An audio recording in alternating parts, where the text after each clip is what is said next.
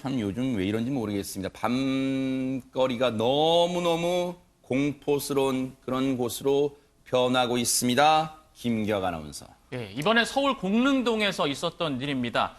지난 10월 31일 밤 11시 50분쯤에 경찰이 신고를 받고 출동하는데요. 그 영상을 보면서 설명을 드리겠습니다. 자, 경찰들이 신고를 받고 잇따라서 출동을 하고 있는데 이게 공릉동의 한 주택가입니다. 네. 주택가 도로고요. 이 주변을 배회하던 한 남성이 있었는데 아하. 이 남성이 귀가 중이던 50대 여성의 뒤를 따라갑니다. 아하. 주변에 사람이 없는 것을 확인을 하고 네. 이 50대 여성을 추행을 하고 신체 일부를 추행을 하고 곧바로 도망을 치게 되는데요. 아하. 그리고 잠시 후에 이제 수백 미터가 떨어진 아파트 단지에서 이 남성이 나타나게 됩니다. 또 나타나는 거예요? 예. 아하. 자, 마찬가지로 집으로 향하고 있던 이번에 20대 여성이었는데요. 네. 이 20대 여성에게 다가가서 입을 틀어막고 주차장으로 데리고 갑니다. 어허. 그리고 이 주차장에서 이 피해 여성을 또 성추행을 하게 됩니다. 이게 이 두 건의 연쇄 성추행이라고 할 수 있는데 네. 이 두 건이 일어나는 데 걸린 시간은 단 20분이었습니다. 하하.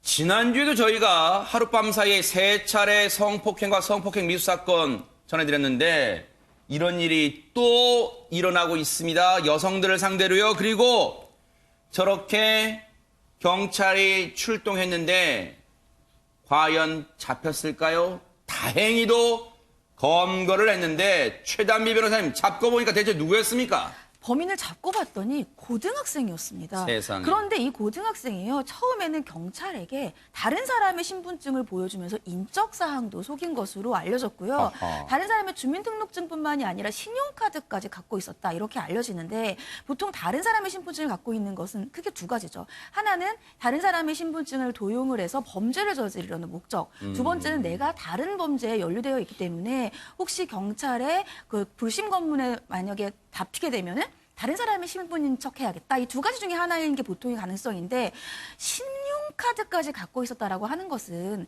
그 전에 다른 뭐 예를 들면 절도라든지 이런 범행에 연루되어 있었거나 아니면 다른 사람의 인적을 도용을 해서 다른 범죄 예를 들면 뭐 사기라든지 이런 거를 하려던 의도가 아니었을까 이렇게 조심스럽게 추측이 돼서 아마 경찰이 이 부분도 수사를 하지 않을까 예상이 됩니다.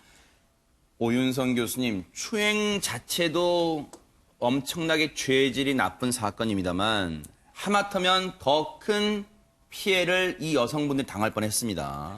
글쎄요. 최근 발생되고 있는 그 성 관련 범죄에 있어서 그 특이한 현상이 네.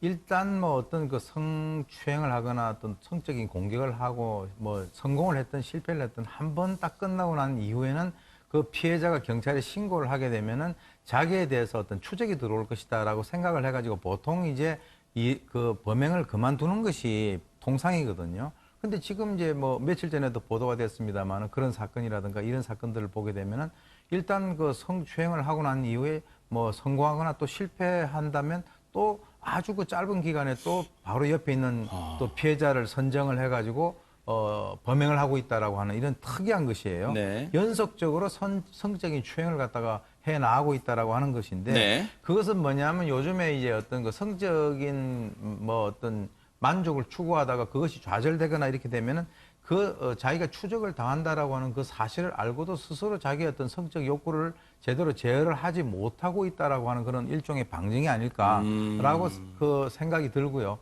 그런 의미에서는 적어도 이 한국에 있어서의 그 야간이라고 하는 것은 외국하고 달라가지고 상당히 좀 안전하다 이렇게 지금까지 인식이 되어 왔는데 그랬죠. 이번에 이런 사건의 일련의 사건들을 보게 된다면 그렇지도 않구나라고 하는 그런 우려가 상당히 드는 그런 상황입니다.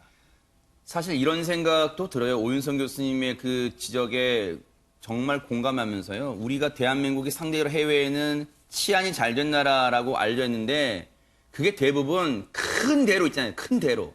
큰 길거리. 그리고 좀 부촌, 잘 사는 동네 그런 정도 아닐까요?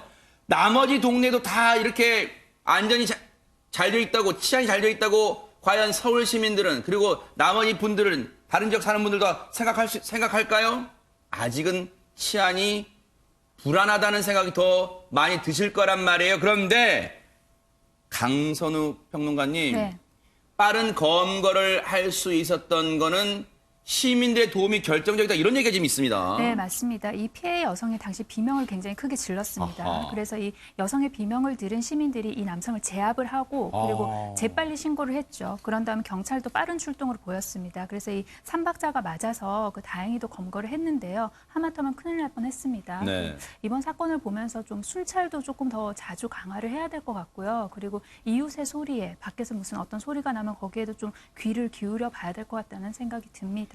네, 물론 또 이런 얘기하면 경찰분들은 인력도 부족하고 예산도 부족하고 여러 가지 어려움이 있겠죠. 그렇다면 지자체도 나서야 돼요. 경찰한테만 치안을 맡기는 게 아니에요. 그 귀갓길을 더 밝게 조명 같은 것도 밝게 하고요. 거기에 또 귀가 안심 도우미도 좀 배치하고 그런 지자체는 과연 여기에서 자유로울 수 있습니까? 그런 것도 좀 해봐야 되고요. 최단미 변호사님, 잡고 보니까 고등학생이다. 물론 체격 조건은 자세히 알려지지 않았습니다만 요즘 고등학생들이 신체 발달 잘 돼서 신분증을 그것도 속였고 신분증을 토대로 다 정밀 조사해보니까 고등학생을 밝혀냈단 말이에요.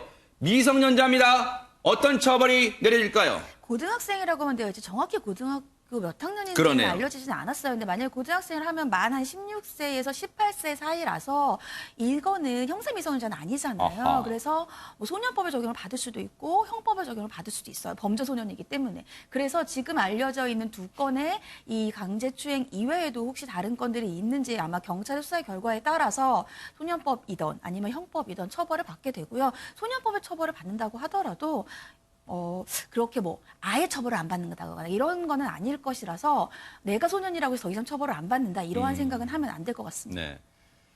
물론 교화를 시키는 것도 중요합니다. 하지만 저런 사람에 대해서 소음방망이 처벌했을 때 과연 저런 사람이 마음껏 활보가 다닐 때 더 흉악한 범죄를 저질 가능성은 없을까요?